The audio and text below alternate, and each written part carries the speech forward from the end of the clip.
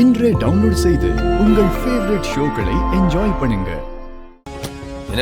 என்ன இப்படி அர்ஜென்ட்டா வந்து பார்க்கணும்னு சொன்ன? இப்போ என்ன பிரச்சனை? எல்லாம் அத்தையோட கேஸு தான்.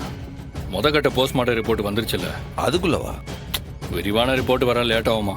இப்போதைக்கு பிசிக்கலா பார்த்த ரிப்போர்ட்டை கொடுத்துருக்காவ. சரி, அதெல்லாம் நடைமுறை தானே. என்ன சொல்லுதாவ? அதுல தான்ல ஒரு குழப்பம்.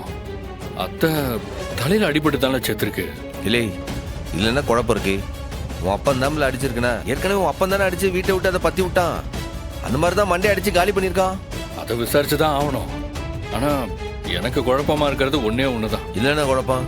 பொதுவா போஸ்ட்மார்ட்டம் ரிப்போர்ட்ல மரணம் இந்த டைம்ல இருந்து இந்த டைம்குள்ளன்னு போட்டிருக்கோம். ஆமா, கேள்விப்பட்டிருக்கேன். ஆனா அதெல்லாம் சரியா இருக்குமாண்ணா? 100% அது கரெக்டா தான்ல இருக்கும்.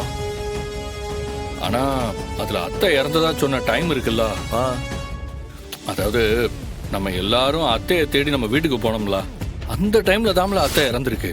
என்னல சொல்லுத?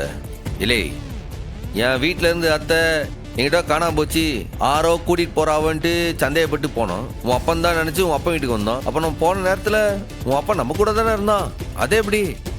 அதுதான்ல என்னோட குழப்பமே. நம்ம எல்லாரும் ஒரே இடத்துல தான் இருந்தோம். அந்த நேரத்துல தான்ல அந்த பொம்பளை இறந்திருக்கு. அப்படின்னா யாரு கொண்டு இருப்பா என்னன்னு ஒன்னும் புரியல. இல்லை, எப்படி இருந்தாலும் அது ஒரு கொலை தானே. யாரோ கொன்னு தானே அங்க போட்டிருக்காவ. கண்டிப்பா அது கொலை தான். தலையில அடிச்சுதான் கொண்டு இருக்காவ. என்ன? ஆனா இப்ப எனக்கு யார சந்தேகப்படுறதுனால ஒரே குழப்பமா இருக்கு. இதுல என்ன சந்தேகம் இருக்கு?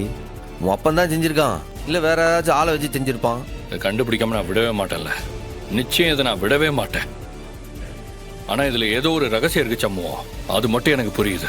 பாரு, ஒருவேளை இந்த கொலையை உன் அப்பன் செய்யலன்னு வச்சுக்க, இதை யாரு செஞ்சானோ அவனை நிச்சயம் நான் தேடி கண்டுபிடிச்சு அவனைய பாராட்டி ஒரு மாலை போடுவோம்ல.